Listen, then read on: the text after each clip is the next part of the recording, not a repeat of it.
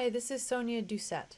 In this video, I'm going to show you how to perform a dilution using the dilution equation. So sometimes when you're trying to prepare a solution of a certain desired concentration in the laboratory, you don't have your solute, or the thing that will dissolve in your solution, available in solid form. So you can't go and measure out that salt or that solute and then put it into a volumetric flask and dissolve it in water and have your solution. Because sometimes the solute of interest doesn't come in solid form. It comes in some kind of concentrated liquid form, and that would be called the stock solution. So you'd buy a big jug of stock solution from a company of some chemical of interest, and then it would be shipped to you.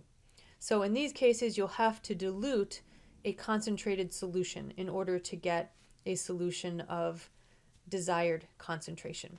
So this problem says that you want to prepare a 2.50 molar sulfuric acid solution from a 7.5 molar sulfuric acid stock solution using a 1,000 milliliter volumetric flask. How many milliliters of the 7.50 molar sulfuric acid should you add to the flask? So in this case, the 7.50 molar sulfuric acid is your stock solution. So that's your concentrated solution. And you want to prepare the more dilute solution, the 2.50 molar sulfuric acid solution, from that 7.50 molar concentrated stock solution. So the equation that you use is called the dilution equation. It's M1V1 equals M2V2. So the M1 is the molarity that you're starting with. So in this case, you're starting with that concentrated stock solution. You want to prepare the less concentrated solution. So your M1 term is going to be 7.50 molarity. So the solution you want to prepare, M2, the solution after you carry out the dilution, is 2.50 molar. So you know those two terms. And then it also says that you're going to be using a 1,000 milliliter volumetric flask. So that's going to be your V2 term. That's going to be the volume of your M2 solution.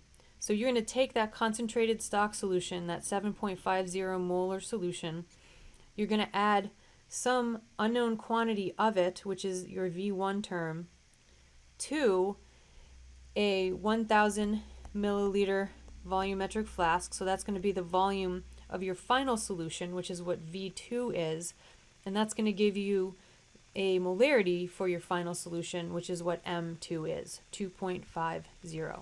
So the M1 and V1 you can kind of look at as your initial molarity and volume, and the M2 and V2 you can view as your final molarity and volume. So what you want to solve for here is V1. You want to know how much of that 7.50 molar sulfuric acid solution you want to take out of that bottle that contains that concentrated stock solution. Maybe use a pipette to figure out that volume, the V1, or to transfer that volume.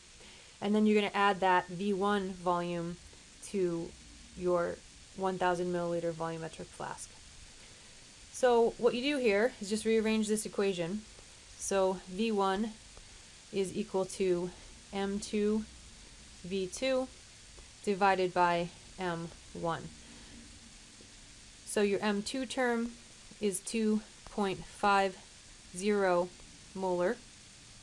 Your V2 term you're given in milliliters. So you have 1,000 milliliters. So you need to remember here that the big M, the molarity, is actually moles per liter. So if you're going to end up with a volume, which is the unit you're going to need for this V1 term that you're actually solving for, you're going to need those moles to cancel out. And you're going to need to cancel volumes out as well.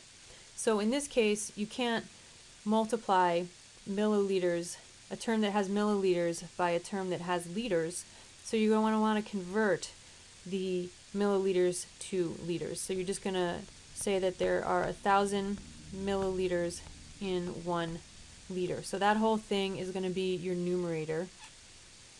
And then your M1 is going to be 7.50 molar, remembering that that big M actually represents moles per liter. So you can think through about how all those terms cancel out, but you should be left with a volume. So when you do the math there, you'll get 333, you'll get 0.333 liters of 7.5 molar sulfuric acid to add. So the last thing you usually want to do in this type of problem, because it asks you how many milliliters of that concentrated solution you should add to that 1,000 milliliter volumetric flask, is to convert the 0.333 liters to milliliters. And the reason you do that is because if you think about the measuring devices that you have available to you in the lab, you're measuring things in milliliters, in the pipettes and the graduated cylinders. So you're going to want to convert that liter term to milliliters, because that makes practical sense for how you're going to actually do this in the lab. So you'll get 333 milliliters. So what you're going to do is you have your concentrated stock solution. Let's say it's in this bottle. So this is your 7.50 molar stock solution. That's what you store in your chemical cabinet. And then you have your very accurate and precise volumetric flask. It will look something like this. And you fill it up to this line. So this is a 1,000 milliliter volumetric flask. And you're going to take a pipette, or whatever you decide to use, maybe a graduated cylinder, and you're going to transfer 333 milliliters of that concentrated stock solution into the 1,000 milliliter volumetric flask. And what you're going to end up with when you do that, when you transfer the 333 milliliters and then complete the rest of that volume up to the line with distilled water, is that you'll get the 2.5 molar solution that you desire.